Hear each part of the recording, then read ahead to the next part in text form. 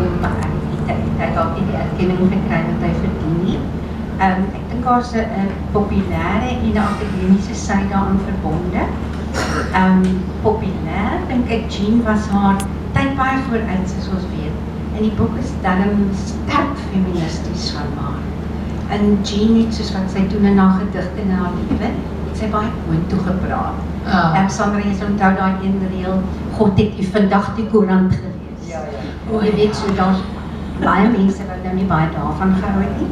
En dan is Jeanne dalk 'n bietjie verkelder gewees, miskien die slagoffer van haar keuse van uitgewer. Want mense vergeet maklik om dinge vandag anders is. Maar jy was 'n randeier as jy nie deel van 'n nasionale persgroep was daai tyd. En ek onthou 'n jong joernalis wat 'n uitstekende resensie oor Lewe geskryf het, was ingeroep om te sê dat jy moet nie so baie tyd spandeer aan daai uitgewerry se boeke. Ja, ek bly jy bring dit op die lappe. Ek sê dit nou vandag, maar net 'n ander interessante anekdote is oor die boek. Ek was ingeroep want hom was mos so 'n arm van die hervormde kerk, al het ons onafhanklik gefunksioneer, maar toe het die administrateur van die hervormde kerk van Afrika my ingeroep en gevra, daar lê die boek toe op die tafel, hoekom publiseer ek sulke gemors? En toe het ek vir hom gevra, en hy kom tot sy redding uiteindelik, toe het ek hom gevra, baie mooi, baie het u dit gelees meneer? Toe sê hy nee, toe sê ek van, miskien wil hy dan net 'n resensie daaroor lees, want ek vermoed is dalk so iets. Toe lees hy aandagtig aan een van die eerste baie goeie resensies. En toe sê hy, ja, dit lyk vir my, die mense moet maar laat die mense wat die dinge kan doen, dat hulle dit doen en dan moet jy dit uitlos. Ja, hy moet die skropondertjies op die werf gaan speel. En toe vra ek hom nou, wie is die hy? Toe turns out, dis 'n ouderling van die gemeente, wat Louwond vir sy vrou gekoop het, omdat hy gedink het is 'n koopboek.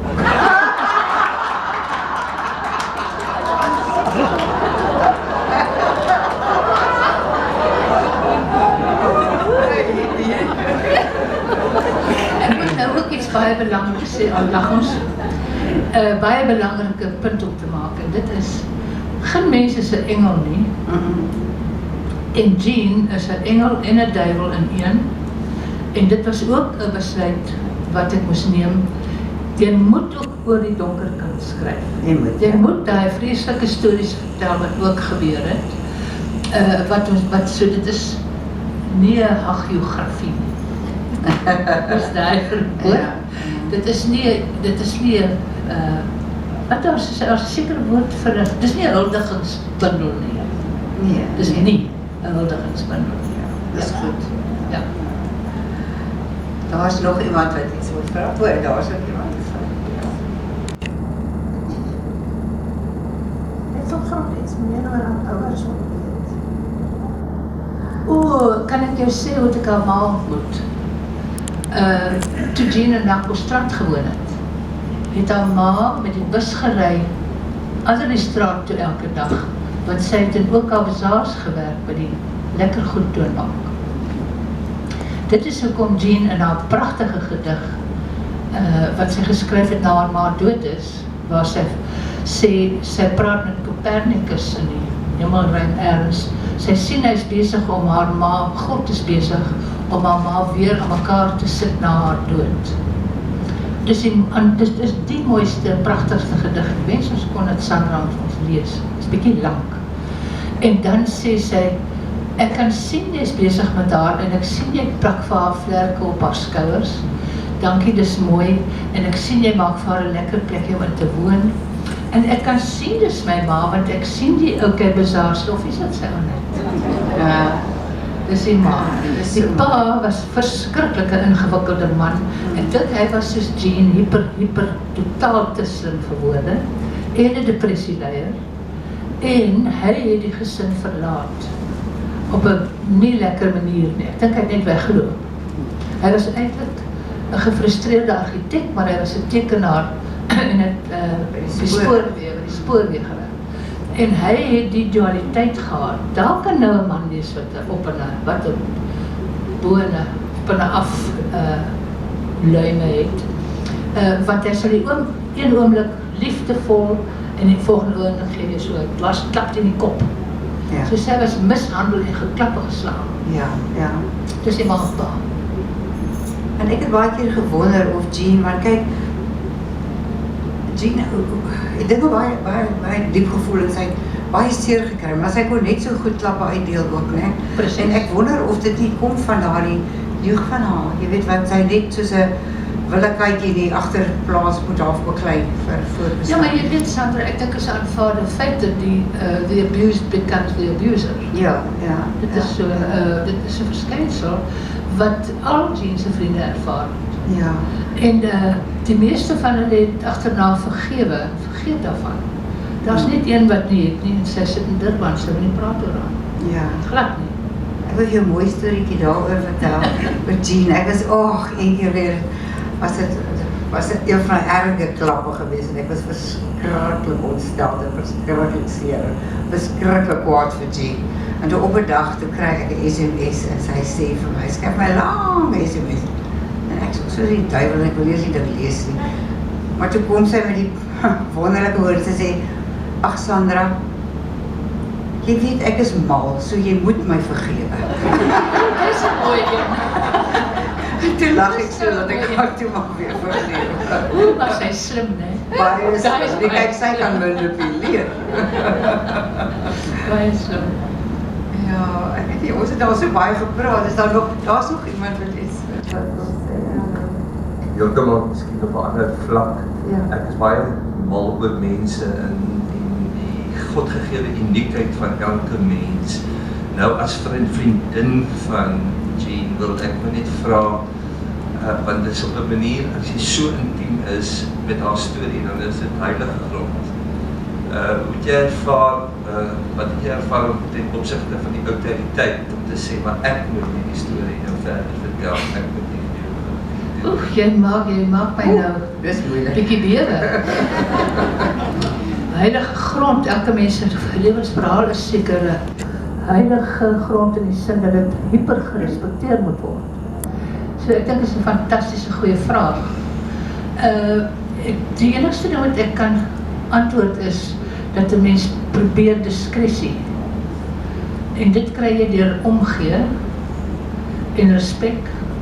Ek het oneindige respek vir genialiteit. Ek aanbid genialiteit. Ek dink is die gode wat vir ons hierdie mense stuur. Ja. So jy vergewe hulle baie, al is dit nie maklik aldag nie. Maar om haar uit te beeld en oor haar te skryf, is dit die twee goed wat ek sou sê, die hele tyd by mens bly. Respek en diskresie. En liefde vir mens, is 'n mens. Jy weet, dit maak dat jy die onaangename goed wel in die boek sit, maar op 'n manier wat nie veroordeel nie. Dis baie lekker, maar daar kry ek 'n bietjie deel van die antwoord vir jou nou ook. Dis baie gaaf as 'n mens net die feite daar neersit. Of 'n ervaring daar neersit sonder kommentaar. Dis een manier om dit te doen. Jy weet, deel van die antwoord. Dat jy nie oordeel nie. Vinnig iets byvra, die ou en wat daai ervaring vir my, dit moet vertel word, dit moet. Ja, dis nog 'n kwessie, jy weet, want ek het nou net toe ons so aan mekaar hier, ons kyk hoe baie mense is ons, en ons het nou vir Jeanne amper hier, as jy op 'n sekere manier wil kyk daarna, amper gedissekteer is, nee. Ek het amper net 'n gevoel, sjoe, is dit regtig 'n goeie ding om te doen, jy weet. Ek meen, is een ding om te sê, mense is 'n openbare figuur en alles, maar joef, sy word dan baie geanalyseer, jy weet, dis hoe sy maak, en 'n mens kan nie vertel nie, want dan stil bly is ook leuen. So, ek het in hierdie boek soveel vertel, en ook toe ek geskryf het oor Ingrid Jonker, my vorige biografie, het ek vooraf besluit, ek het 'n punt daarvan gemaak, my waarheid te sê, om het oor die lig op radio te sê, dat ek my vasmaak daaraan, oortuiging, dat ek gaan niks uitlaat wat ek vind nie. Dis ook 'n manier om dit te doen. So wat ek vind is in. En met Jeanne kan ek jou sê, ek het regtig niks uitgelaat. En ek het nie vir haar probeer spaar.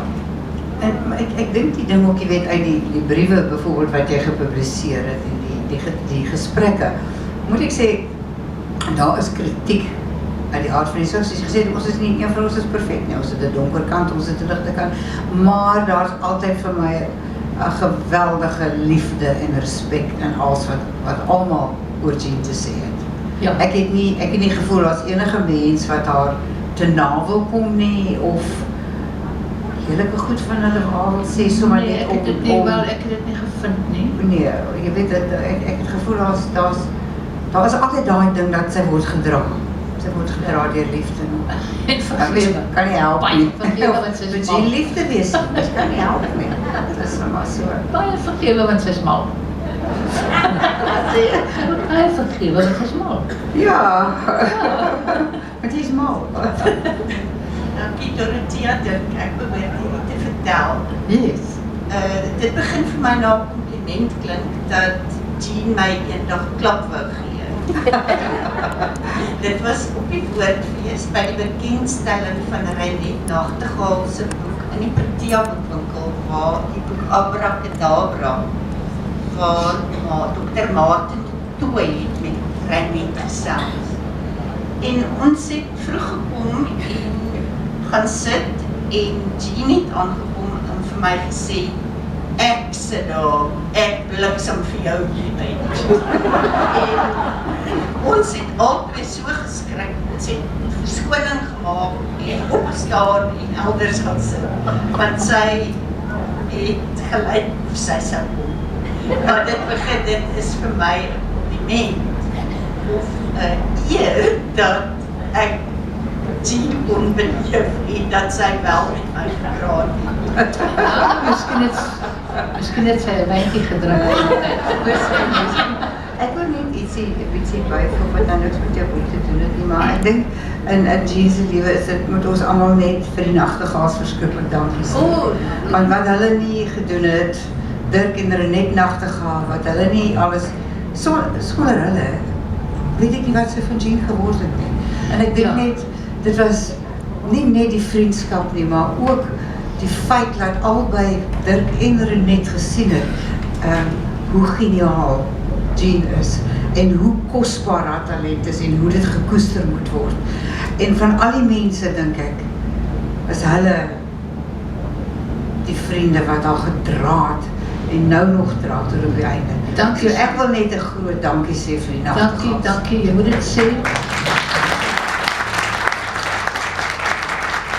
Mens kan hulle beskou as beskermhede van kunste. Want daar's geen einde aan wat hulle doen. Daar's geen perke aan wat hulle vir haar sal doen nie. Was nooit van dit daarom, moet dit nie. En die rede, een van die redes dink ek hoekom Jeanne nie vandag hier by ons sit nie, is dat toe Reinet dood is, het Jeanne sê dit self ook, is 'n stuk van haar daarmee. Ja. Dit was Absoluut, ja.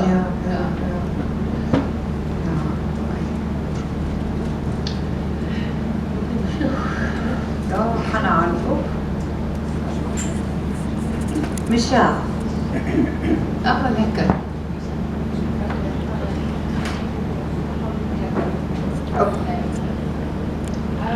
The Nachtegaals have. Keep close to your mouth.